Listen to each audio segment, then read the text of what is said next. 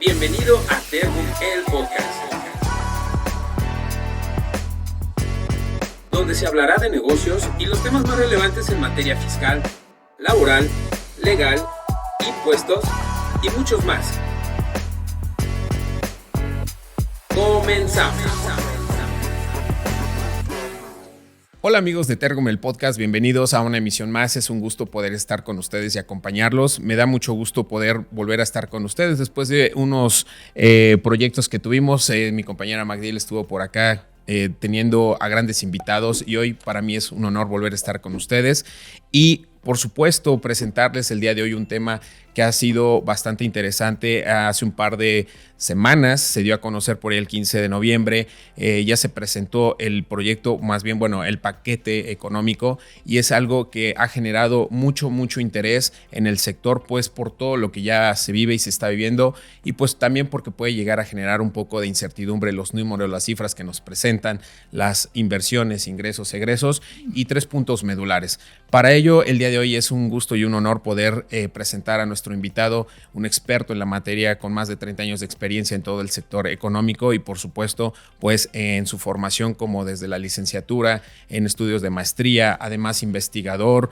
y bueno pues además de la docencia también tiene o ha tenido puestos también que por ahí pues en la parte de diputado. En fin, maestro Raúl, bienvenido, es un gusto poderlo tener aquí con todo nuestro auditorio y gracias por su tiempo de poder compartirnos y enriquecer este tema el día de hoy. Bienvenido, muchas gracias.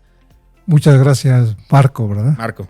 Pues efectivamente la experiencia que hemos tenido en el desarrollo profesional ha sido muy intensa. Tuvimos la oportunidad de ingresar a la universidad hace 12 años, después de una experiencia legislativa como diputado federal a la 52 legislatura del Congreso de la Unión, donde tuvimos la oportunidad de discutir la problemática nacional y las distintas reformas a la Constitución y la legislación del país. Esa fue una experiencia muy rica. Me tocó el periodo del último informe del presidente López Portillo y el inicio del gobierno del presidente Miguel de la Madrid. Y recuerdo que en el primer periodo de sesiones, el presidente de la Madrid conformó todo un paquete de reformas a la Constitución en el mes de diciembre de 1982 que transformaron muchas cosas de la vida económica del país. Una de ellas fue la del municipio, reforma al artículo 115, el título cuarto de la Constitución para la cuestión de la judicialización de los servidores públicos y el artículo cuarto de la Constitución con el derecho a la salud. Reformas trascendentes que se promovieron en el periodo del presidente de la Madrid. Ahora estamos en un periodo de reformas constitucionales también, producto del resultado electoral que se conformó en el país el 2 de junio y en ese sentido el país está caminando. Sí, y bastante interesante, por eso lo comentábamos al inicio, que se ha vivido ahorita mucho incertidumbre por muchos aspectos, pero también creo que ahora con el paquete económico, de hecho, ahí la Secretaría de Hacienda pinta un panorama de por lo menos 2025, un crecimiento real se habla de entre 1.8 2.5% del crecimiento en materia de México en economía.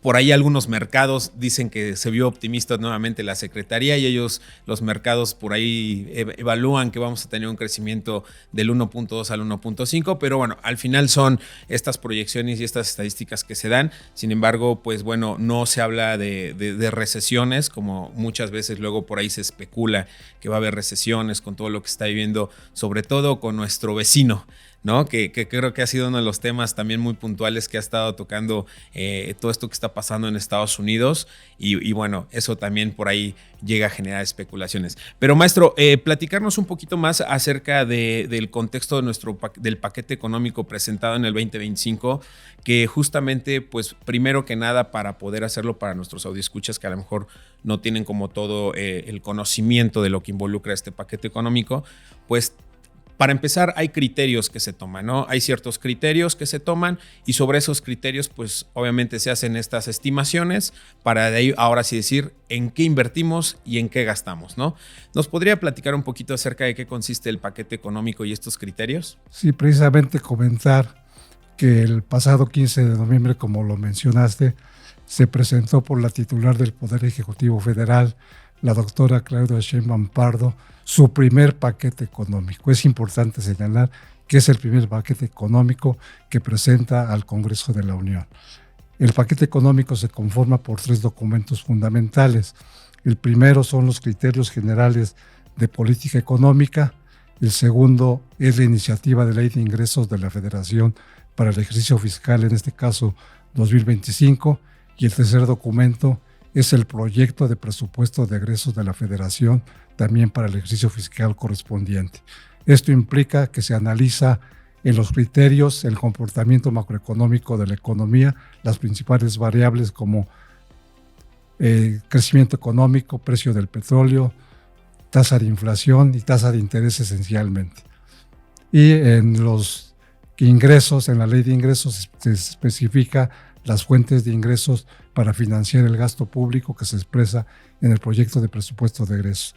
Y el cuarto documento que presentó en esta iniciativa la Presidenta de la República es diversas modificaciones a la Ley Federal de Derechos y el informe del Ejecutivo Federal en materia arancelaria. Fueron 5 documentos los que presentó el pasado 15 de noviembre en cumplimiento del artículo 74 de la Constitución, fracción cuarta, y del artículo 42 de la Ley Federal de Presupuesto y Responsabilidad Hacendaria.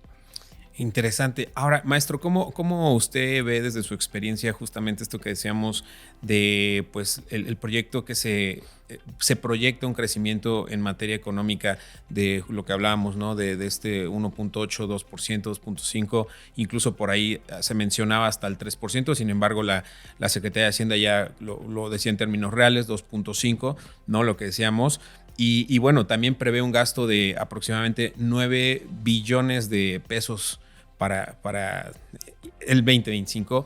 ¿Cómo usted ve esta parte? ¿Sí se está siendo optimista por esta parte del crecimiento, como ya comenta, con todos estos factores que giran en torno? ¿O realmente sí todavía es muy reservado el dar como este panorama? Bueno, el presupuesto viene conformado por 2 criterios fundamentales: austeridad y prosperidad compartida. Considero que es un presupuesto responsable que se sustenta en indicadores como los siguientes. Va a haber inversión en programas sociales muy importante, casi de 1 billón de pesos. Inversión en infraestructura también por 1 billón de pesos. Y en los otros aspectos relacionados, va a haber inversión privada, seguramente, inversión extranjera y la inversión en infraestructura. Esto nos permite que va a haber elementos importantes para poder llegar a la meta que plantea la Secretaría de Hacienda de un crecimiento entre el 2 y el 3%, que para términos de finanzas públicas sería de 2.3%. Los mercados y analistas financieros consideran que esta meta es un poco difícil de alcanzar. Banxico plantea que el crecimiento 2025 será de 1.2%, pero las estimaciones de Hacienda formulan un crecimiento entre el 2 y 3%, que está cerca del PIB potencial y que está inmerso en ese marco. Que bueno, también en este análisis de las proyecciones, pues justamente el año pasado, bueno, este año más bien, se proyectó, hicieron unas proyecciones de crecimiento para el 2024. Los mercados apuntaban a que íbamos a tener un muy poco crecimiento y Hacienda, pues bueno, dijo sí va a haber un crecimiento muy optimista. Muy optimista y se cumplió, ¿no? Entonces por ahí también decimos, bueno, a veces sí se pueden cumplir las evaluaciones o las proyecciones y otras no, pero se mantiene en el margen, como dice, que es un paquete responsable, ¿no? Que tiene como estas aristas. Maestro, aparte de entendiendo el contexto del paquete de estos indicadores que nos menciona, hay uno que es bastante interesante que sí se comenta que va a haber un recorte hacia el gasto público, ¿no? ¿Qué puntos nos podría mencionar o compartir que son importantes de este gasto público que se va a recortar en materia del paquete? Se va a recortar en una proporción interesante como resultado de la readecuación del gasto que realiza el gobierno federal a través de Hacienda. Por secretarías hay varias que disminuyen su gasto y hay otras que lo incrementan. Okay. Es significativo la disminución del gasto en defensa nacional, que para 2024 tuvo un gasto de 270,000 millones y para el 2025 tendrá un gasto de 151,000 millones. ¿Esto a qué se debe? Se debe a la conclusión de su participación en las obras de infraestructura que se generaron en el sexenio pasado. En ese sentido, por eso se explica la disminución del presupuesto de la Secretaría de la Defensa Nacional. Pero en cambio, la Secretaría de Infraestructura y Comunicaciones y Transportes va a recibir un aumento sustancial de 84,000 millones, pasa a 140,000 millones de pesos para proyectos de infraestructura carretera y la infraestructura relacionada con los trenes ofrecidos por la presidenta Claudia Sheinbaum. Otra que crece también es la Secretaría de Desarrollo Agrario Territorial y Urbano, que crece de manera importante de 13,000 millones a 38,048 millones de pesos. Es significativo la reducción en salud, en educación, porque se está buscando austeridad en los mandos superiores del gobierno. Se va a aplicar la austeridad republicana con base en la ley acordada hace tiempo para disminuir las prerrogativas de los servidores públicos de primer nivel. Y eso lleva a una reducción del capítulo 1000 del gasto. Por eso se explica un poco la reducción que ha tenido educación y salud. Sí, que esos eran dos puntos que llamaron mucho la atención en el análisis del paquete, que se puntualizó mucho que iban a hacer gastos, porque en materia de salud no se hablaba específicamente de algún órgano, llámese IMSS, ISSSTE, sino dijeron en materia de salud, y también hubo que es el que tuvo un mayor porcentaje versus el porcentaje que se le redujo a educación, que fue casi del 0.07%, o sea, fue menor, pero sí hubo una reducción en la parte básica del tema escolar. Pero también se llamaba mucho la atención que si bien se iba a bajar el gasto o la inversión para estas áreas o pilares, también se decía que bueno, también se iba a bajar el destino de fondos para el tema de infraestructura, innovación, desarrollo, pero también se cuestionó mucho como estos tres pilares que Pemex, y aquí lo saco a colación porque es uno de los pilares que mencionaba, que era el tema del petróleo. En Pemex sí va a seguir habiendo una inversión fuerte, ¿no? Todavía en capital, que se le va a seguir apoyando, y por ahí muchos decían, ok, vamos a bajar entonces la inversión en materia de salud, educación en el país, en infraestructura, pero le vamos a seguir abonando a Pemex, ¿no? ¿Cómo se analiza este punto o cuál es el criterio de seguir abonando en esta parte, un gran parte del presupuesto? Bueno, en principio la Cámara de Diputados acordó recientemente una reforma para devolverle a Pemex y a CFE su carácter de empresas públicas, que se perdió en la reforma energética del presidente Peña Nieto al transformarlo en empresa productiva del Estado y regirse por criterios de otra naturaleza y no de los del derecho público. Ahora se recupera ese sentido y Pemex en el sexenio pasado aportó importante cantidad al erario público. Casi 4 billones de pesos aportó Pemex por lo que paga de impuestos al gobierno federal, impuestos y derechos. De ahí se le subsidió o se le dieron transferencias para pagar su deuda, una parte importante, y para la refinería Dos Bocas, para Deer Park y para el Sistema Nacional de Refinación y para fertilizantes. Pero lo que se le dio fue mucho menor, fue de 1 billón de pesos, y de Pemex se recibieron 3.4 billones de pesos por impuestos y derechos. Quiere decir que es una empresa que es importante para el ejercicio del gasto público nacional y va a seguir siendo importante porque el petróleo, aun cuando en la perspectiva vienen las energías renovables de manera importante, todavía hay estudios que marcan que hacia 2050 el petróleo va a seguir influyendo en la vida de los países de manera muy importante. Es bueno saber cómo ese criterio, porque pues bueno, sí nos queda claro entonces que hay un retorno de esa inversión que se ha hecho a lo largo de estos años en Pemex, y bueno, sí ha habido ese retorno versus el presupuesto que se le asigna y se le proporciona, pues muchos a veces no se ve, ¿no? O apuntan a que no es como muy ávido, y se ha criticado mucho justamente esos fondos que se han desviado a Pemex por todo lo que ha pasado con la refinería y todo eso. Pero bueno, desde el punto económico sí hay un retorno de inversión claro y sigue siendo importante para nuestro país, ¿no? Maestro, ahora habiendo un poquito más sobre el análisis ya del gasto, nos marcan que hay pilares económicos justamente en el paquete económico, como lo son el bienestar social con equidad, la parte de inversión pública estratégica, la disciplina fiscal y austeridad republicana, que es lo que ya nos mencionaba, y las medidas de simplificación operacional. ¿Qué nos puede platicar acerca de estos pilares y cuál es como pues su importancia dentro del paquete económico presentado? Bueno, dentro de los pilares está la redistribución de recursos a través de los programas sociales prioritarios, que son 17 programas prioritarios sociales, de los cuales 6 son de nueva creación.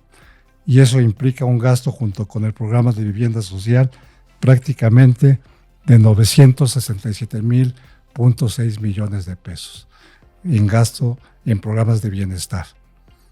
Los 6 nuevos, los puedo mencionar, son Beca Universal de Educación Básica Rita Cetina con 78,000 millones de pesos, Jóvenes Escribiendo el Futuro con 12,200, Beca Universal de Educación Benito Juárez con 40,900, Apoyo a Mujeres de 60 a 64 con 15,000, Bienestar Casa por Casa para los Adultos Mayores 2,000 y Preparatorias y Universidades para el Bienestar 3,000 millones. Y no dejamos de mencionar la Pensión para el Bienestar de Adultos Mayores, que tendrá un presupuesto de 483,000 millones de pesos, lo cual implica que las familias mexicanas van a recibir transferencias monetarias muy importantes que van a dinamizar el mercado interno, porque al que le llega el apoyo acude al mercado a adquirir sus bienes y servicios, y eso va a dinamizar la economía. El otro pilar es la inversión en infraestructura, que es prácticamente de 1 billón de pesos, en donde destacan infraestructura para trenes con 157,000 millones, infraestructura hídrica con 20,000, carreteras y caminos también con 20,000, y lo que tú mencionabas, Pemex con una inversión de 273,000 millones de pesos, una inversión importante para fortalecer la producción de gasolina, fertilizantes y la exportación de petróleo, que le reditúa importantes ingresos al gobierno federal. Maestro, que además de las que nos comentaba, obviamente hay un aumento también en el tema de pensiones. Creo que dentro de esta parte que se analizó, pensiones es uno de los que va a crecer versus los otros programas de bienestar o programas sociales, llamémosle, el tema de pensiones. Pero ¿considera usted que esto tiene también una relación, pues que es natural ese orden de crecimiento en pensiones? Porque bueno, pues como país, pues cada año nos vamos a ir teniendo pues esta parte de pensionados, o si se debe a que va a haber un apoyo extra para promover todo lo que también se estuvo hablando durante los últimos años, pues, en base a las pensiones, apoyos a adultos mayores, etcétera? Bueno, es que hay 2 tipos de pensiones. Las pensiones contributivas, que corresponden a trabajadores que llegan a su edad de jubilación y que son en 3 sectores fundamentales. Se va a invertir en pensiones del gobierno federal 132,000 millones de pesos. Para entidades de control directo, que es IMSS e ISSSTE, 1,357,000 millones de pesos. Y para empresas públicas del Estado, Pemex y CFE, 148,000 millones de pesos. Un total de 1,637,000 millones en pensiones contributivas. Y a eso se le suma la pensión no contributiva de adultos mayores, la pensión para el bienestar de personas con discapacidad y la pensión para mujeres de 60 a 64 años, que representa otros 500,000 millones de pesos. En total es 2.1 billones de pesos en pensiones. ¿Qué implicaciones tiene esto en materia, pues dos pilares, como primero en materia económica? ¿Qué implicaciones tiene? Y ¿qué implicaciones tiene ya como parte en la comunidad o en la sociedad? Porque también, pues bueno, hay que ver que, como usted nos decía, no solamente es la inversión, sino también de alguna manera se debe estar pensando en un retorno de inversión, que en este caso pues a lo mejor no es como un ingreso, ¿no? Como lo que genera Pemex, claro. Porque aquí son programas sociales que están enfocados pues en las personas. ¿Qué implicaciones y qué beneficios se obtienen justamente de que el paquete económico se centre en aumentar un poco más este presupuesto hacia estos programas sociales? Bueno, el gasto social va a representar alrededor del 62%, incluyendo educación, salud, vivienda y programas de bienestar. Prácticamente una cantidad considerable se va a ir a la función desarrollo social, producto de la necesidad que hay de redistribuir ingreso a los sectores vulnerables de la sociedad mexicana. Okay. Por eso es que ese gasto social se ha incrementado y se va a seguir incrementando, porque ya todos estos derechos prácticamente ya están consolidados en la Constitución política de nuestro país con las últimas reformas que se han realizado. Ok, ahora lo platicamos hace ratito, maestro, de los órganos que se van a estar como que también viendo afectados en materia pues de reducción de presupuesto, ingresos. ¿Nos podría usted mencionar cuáles son como los más importantes? Sé que ya les dimos una lectura rápida, pero ¿cuáles son las dependencias que ahora van a ser las que tengan o sufran un mayor impacto en la reducción o en el recorte de presupuesto? ¿Cuáles serían esas dependencias que se van a ver más afectadas o impactadas por esa reducción en el paquete económico que se le va a hacer? Bueno, en esta reducción también tiene una reducción importante la Secretaría de Protección Ciudadana, porque la Guardia Nacional, que estaba adscrita a esa secretaría, pasa a la Defensa Nacional, y todo ese capítulo de gasto de salarios y sueldos pasa a la Secretaría de Defensa Nacional.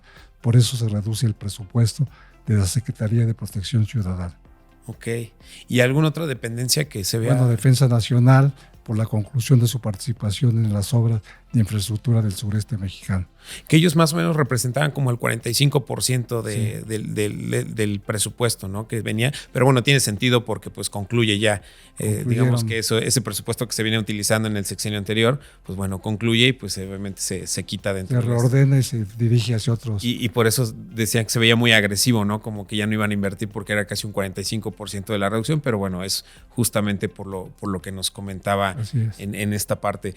Ahora, maestro, el tema del déficit fiscal o en materia fiscal, ¿qué nos plantea justamente estos tres documentos que se presentaron en fechas pasadas en materia de impuestos o lo que ya va a ser como en orden de recabación o en el tema de ingresos? Bien. ¿Cómo nos pinta el panorama por ahí en materia?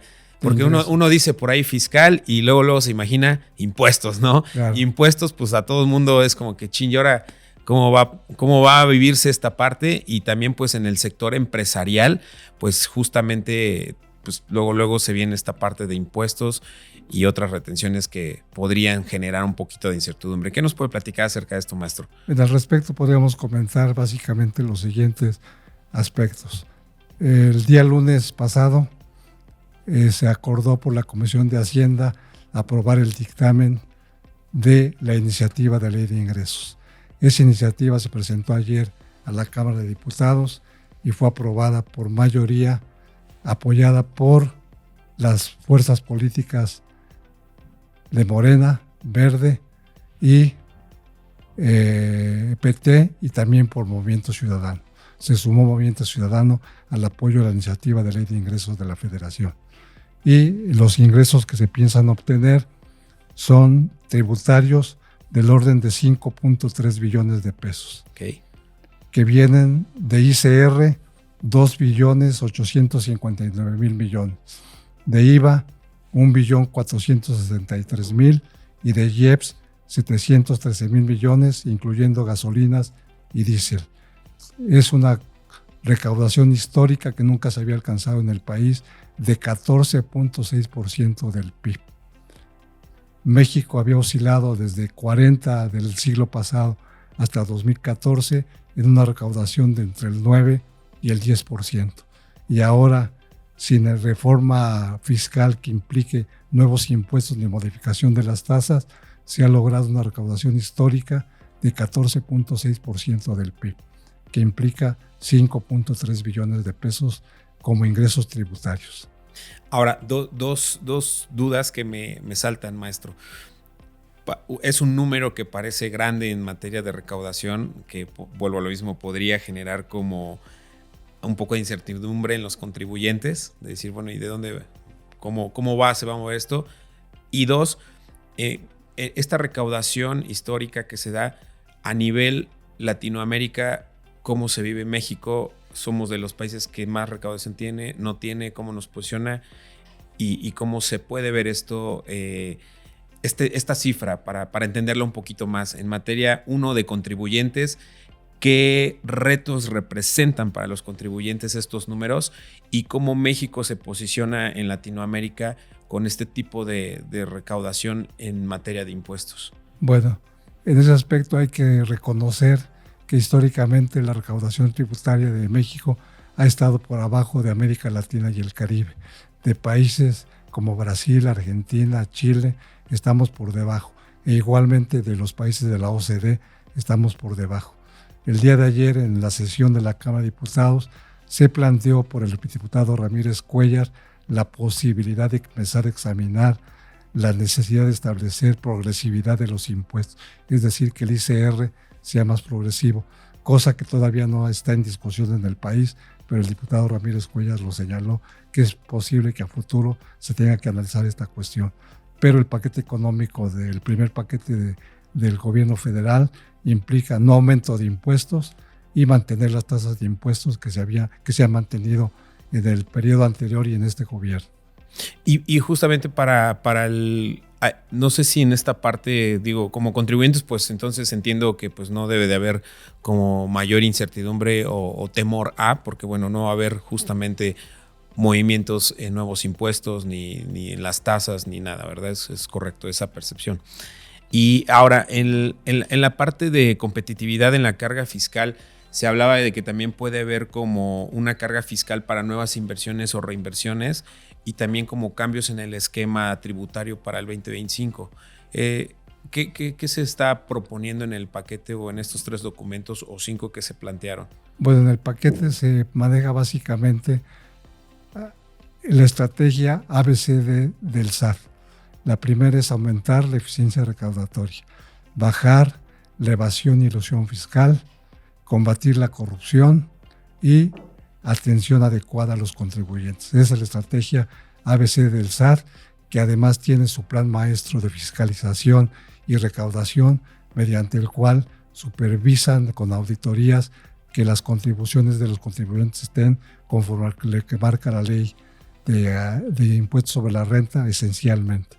Entonces esta estrategia del SAT lo llevó a declarar hace 1 mes y medio que no es necesaria una reforma fiscal en México en este momento, que con eficiencia recaudatoria y con fiscalización se pueden lograr las metas para cubrir los 5.3 billones de pesos de recaudación fiscal en el país. Entonces, ¿podemos hablar de que no hay cargas fiscales diferentes o nuevas en este paquete? Así es, no hay cargas fiscales que modifiquen lo que ya se ha venido manejando en el país esencialmente. Ahora, ¿cuáles serían como las recomendaciones o puntos que usted nos pueda compartir, maestro, en su experiencia de, pues, para poder afrontar como todas estas reformas, bueno, no reformas, más bien lo que plantea justamente el paquete económico a nivel, pues, como contribuyentes, pero hacia los empresarios? Muchos de nuestros audioescuchas son, pues, es un tema que les interesa mucho, ¿no? Saber que si bien también como personas en nuestro día a día, pues también nos mueve, ¿no? Que haya una inflación, el tipo de cambio de dólar, pues el acceso a la salud, a los planes de bienestar, pues por supuesto también como personas nos beneficia también o nos pudieran llegar a afectar de algún modo ciertos cambios, ¿no? Pero en materia empresarial, como bien lo menciona, ahora que no hay como cargas fiscales o nuevas imposiciones o cambios en materia de recaudación, ¿qué consejos o qué puntos nos podría mencionar justamente para este auditorio que pues es sabido o en el tema empresarial y que pues puede estar teniendo algún tipo de incertidumbre por todos estos factores que se están hablando y cifras todavía que se mueven mucho hoy por hoy, ¿no? Bueno, hay a mi juicio 2 áreas de oportunidad. La primera es la inversión en energías renovables. El gobierno de Claudia Sheinbaum está planteando proyectos mixtos, asociación capital público con capital privado para impulsar energías renovables, o proyectos de participación privada para impulsar energías renovables. No se modificó el 27 constitucional en ese aspecto, ni en los contratos de exploración para el sector privado. Se mantienen los contratos de exploración y producción de petróleo para el sector privado en materia de petróleo y gas. y se va a abrir la oportunidad de que haya asociación público-privada en aspectos mixtos en energía renovable, que es el segundo piso de lo que se viene a futuro en el país. Okay. Las energías renovables. Es algo que se ha estado hablando mucho, ¿no? Yo digo en esta parte que personalmente o profesionalmente me gusta mucho estar entendiendo como estas tendencias sobre la innovación y las energías. México ya va atrasadito respecto a otros países y como parte también de este bloque al que pertenecemos y bueno, en consideración y en competencia con países en Europa o Estados Unidos, sobre todo Europa, pues sí, ya vamos un poquito rezagados en materia de energías, lo cual me parece fenomenal que ahora en este sexenio que se está planteando también con este paquete de inversiones, pues invierten en energías renovables, ¿no? Pero también un dato que mencionaba usted y contrasta, que hasta el 2050 todavía el petróleo va a seguir siendo parte fundamental. A nivel mundial. A nivel mundial todavía, ¿no? Es todavía más interesante cómo, pues, esto de las energías renovables, pues, está en pleno desarrollo y va a arrancar para un auge, ¿no? Que en México pues le puede beneficiar. Maestro, y ahora pues creo que también algo que me gustaría que nos compartiera en términos macros de nuestra economía y cómo afecta todo este tema de decisiones en el paquete económico. ¿Qué papel juega ahora pues lo que se vive con nuestro vecino en la frontera con Estados Unidos? Que todo esto que está viviendo sí tiene un impacto real. Todo esto que se está pronosticando, pues que si aranceles, que si en materia económica, que si pues el tipo de cambio, en fin, ¿cómo nos podría ahí dar como un poquito de contexto y cómo en materia económica podría llegar a afectar o no a México? Bueno, en ese sentido, las declaraciones del presidente electo de Estados Unidos, Donald Trump, sí tienen implicaciones porque ponen inquietos a los mercados, sobre todo el último que hizo sobre migración y aranceles. En ese sentido, el planteamiento al cual se le dio respuesta ayer por la presidenta Claudia Sheinbaum, de que no es con aranceles, sino con una negociación adecuada como se debe resolver esta problemática. No dudamos que tenga un efecto también sobre la relocalización de empresas. Es una actividad que se va a desenvolver, que se está desenvolviendo en el país y que ha abierto toda una ventana de oportunidad. La relocalización de empresas, o como se dice en términos coloquiales, el nearshoring. Uh-huh. Esa es una ventana de oportunidad también muy importante porque México va a jugar un papel estratégico en esa relocalización de empresas. Pero las declaraciones de Trump pueden afectar esa perspectiva que pudiera tener nuestro país en la relocalización de empresas. Sí, porque al final pues lo que comenta genera inquietud e incertidumbre en los mercados y pues al final son las inversiones, ¿no? Y el posicionamiento de este tema del nearshoring que tanto se ha venido hablando de los últimos años y que pues bueno, por ahí no se ha terminado de concretar. Sin embargo, ahora con el tema de las energías renovables pues también va a generar ahí también otra vez cierto interés en empresas para venir y generar inversiones acá. Ahora, ahorita que hablamos de inversiones, maestro, también hay un dato que a lo mejor no mencionamos, pero uno de los... una de las partidas que se está presupuestando para inversión, también se vio afectado el gasto en materia turística. Creo que hubo una baja, un deceso, me parece que del 25%, es decir, el presupuesto asignado en todo el tema de turismo y atracción para pues generar justamente otros ingresos por este medio, tuvo una reducción del 25%, lo cual se me hace bastante llamativo porque es una de las, pasando de la Guardia Nacional o Defensa, que fue del 45%, por entendiendo por qué fue el contexto, el tema turismo bajó un 25%, ¿no? Y es algo que me llama la atención porque en años pasados es algo que se promovía mucho para el tema, pues también de ingresos también por divisas extranjeras, ¿no? Eso cómo apunta para este nuevo año que se avecina ya próximamente. Bueno, el presupuesto de la Secretaría de Turismo se redujo en alrededor de 330,000 millones de pesos, el presupuesto de la Secretaría de Turismo. 30,000 millones. 30,000 millones. ¿Y eso qué afectación tiene que se 30 millones. 30 millones. 30 millones, sí, porque pasó de ejercidos en 2024, 2.057 millones a 1.774 millones. Ok. Y eso tiene que ver también con lo que nos comentaba que, bueno, justamente se están haciendo estos recortes por el tema de la reorganización de los servidores públicos de alto nivel, okay, esencialmente. Y ahí es donde entraría una ventana de oportunidad para el sector privado. Invertir en turismo es una buena área actualmente en el país. Ok, pues creo que ese consejo, pues ahí está también para las personas que nos escuchan. Creo que son áreas de oportunidades que podemos aprovechar, ¿no? Con este tema de la propuesta del paquete económico. Maestro, ¿algún punto que también nos quiera mencionar? Digo, no quisiera yo dejar pasar como algún dato importante o algún análisis que desde su experiencia o su foco en esta parte de analizar todo el paquete económico nos quiera compartir también con nuestro auditorio para no dejar pasar como algún otro punto importante en este análisis. Bueno, solamente mencionar algunos aspectos del presupuesto de egresos de la Federación para puntualizar algunos datos o algunos comentarios. Por favor, sí. El presupuesto 2025 implica un equilibrio de las finanzas públicas del país.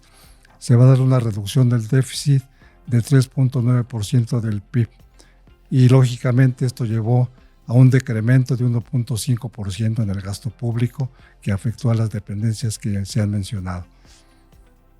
Pero el presupuesto prioriza las necesidades del país. Al gasto programable se destina el mayor gasto en salud y a cumplir con los derechos constitucionales en los programas de bienestar y en los nuevos programas.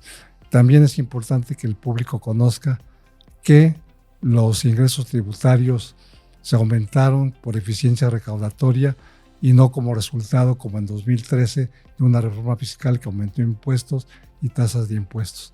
Quiere decir que con eficiencia recaudatoria se ha logrado esta recaudación tributaria en el país. Serían los dos aspectos que podría yo señalar.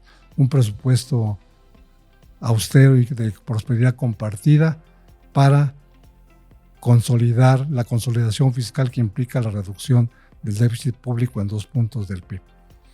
Maestro, pues creo que eso nos da ya un poquito más de un panorama de cómo justo que es una recaudación, a diferencia de otros años, pues es más eficiente, se optimiza. Hablamos de un número, pero es por eficientar todo este tema. No va a haber movimientos en materia ni cargas fiscales ni impuestos, lo cual pues también es poder dar un poquito de tranquilidad y transparencia a que pues bueno, va a haber esta claridad para muchas personas y los mercados también, ¿no? Y también mencionar que se ha establecido un régimen simplificado de confianza para el impuesto sobre la renta, para apoyar a las personas físicas con actividades empresariales que tengan ingresos hasta 3.5 millones de pesos. Van a tener tasas reducidas de ICR. Y para empresas pequeñas y medianas, pequeñas y medianas empresas, con ingresos hasta 35 millones, también pueden ser parte del RECICO, régimen simplificado de confianza, que implica tasas reducidas del ICR, lo cual posibilita que la pequeña y mediana empresa tenga posibilidades de desarrollarse y consolidarse en esta etapa con el RECICO. Eso es una ventaja también, el que no haya cargas, sino aparte pues haya este tipo de apoyos y puedan entrar en estos regímenes y puedan pues darle la oportunidad a pequeños empresarios o micros que puedan desarrollar y, como dice, consolidarse, que eso también es fundamental, yo creo que para el desarrollo de la economía en México, ¿no? Ya que pues representan casi entre el 80 y el 85% de ingresos por sector privado o empresas en México, ¿no? Que son... Y que crean muchas fuentes de trabajo. Exacto, justo. Pero su problemática es que no tienen flujo de recursos, quedan endeudados con proveedores y el RECICO les da la oportunidad de no pagar el impuesto hasta que ya lo recuperen. Eso es muy importante porque generan mueven mucho la parte de economía en México, generan empleos, que es algo que también pues se requiere para crecer en la parte económica del país, ¿no? Entonces, maestro, pues le agradezco mucho al compartirnos muchos de estos datos y no sin antes, pues bueno, también agradecerle a nombre de todo nuestro público, sin más, por compartir, enriquecer este tema del paquete. Lo decíamos antes de grabar, creo que el paquete económico, ahorita dimos una pincelada y algunos datos muy puntuales, pero la realidad es que nos puede llevar 3 programas aquí a hablar de cada uno de los documentos, de los criterios, la ley de egresos, los ingresos, pero bueno, es importante saber que esta parte es un paquete responsable, que está desarrollado de una manera estratégica, que tiene puntos y pilares medulares, por así decirlo, que van a aportar a pues que se alcance el objetivo que proyectan pues de este crecimiento, ¿no? Maestro, ¿algo más que nos quiera compartir antes de despedir a nuestro auditorio?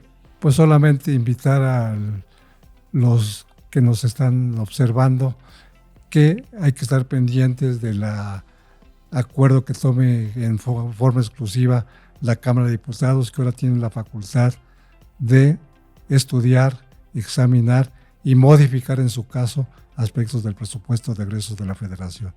Ahora es proyecto, pero una vez que lo acuerde la Cámara de Diputados en forma exclusiva, se convertirá en presupuesto de egresos de la Federación para el año 2025.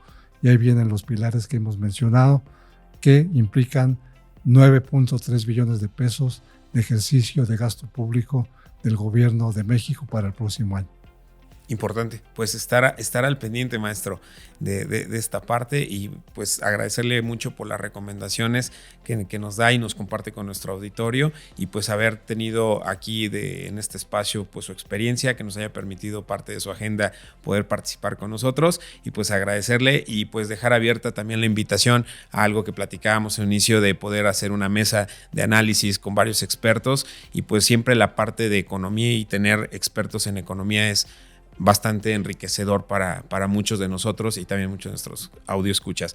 Maestro Raúl, a nombre de Tergum le agradecemos mucho a Tergum Podcast, a todos nuestros auditorios, pues también muchas gracias por habernos acompañado, y a todos ustedes muchísimas gracias por haber estado con nosotros en un episodio más de Tergum el Podcast. Les agradecemos que nos sigan en redes sociales, también que nos encuentren en Spotify y YouTube, ahí pueden estar viendo todo nuestro contenido, y si tienen alguna duda, alguna consulta que quieran tener directamente con nuestros invitados, por favor háganoslos llegar, déjenos sus comentarios, y con mucho gusto a nosotros nos servirá también para hacerles a ellos la invitación nuevamente, o tener pues no sé, otro episodio más donde podamos profundizar, como ya lo dijimos, con este tema del paquete económico. Maestro, muchísimas gracias, que tenga excelente día y gracias por acompañarnos. Pues muchas gracias por la invitación. Estoy aquí por el resultado de la invitación al Colegio de Economistas del Estado de Puebla, en el cual participo activamente. Pues ahí está también un saludo al colegio. Muchísimas gracias por estar presente aquí en representación del maestro Raúl, y muchísimas gracias a todos ustedes, y nos vemos a la próximo episodio. Muchísimas gracias y hasta pronto. Gracias.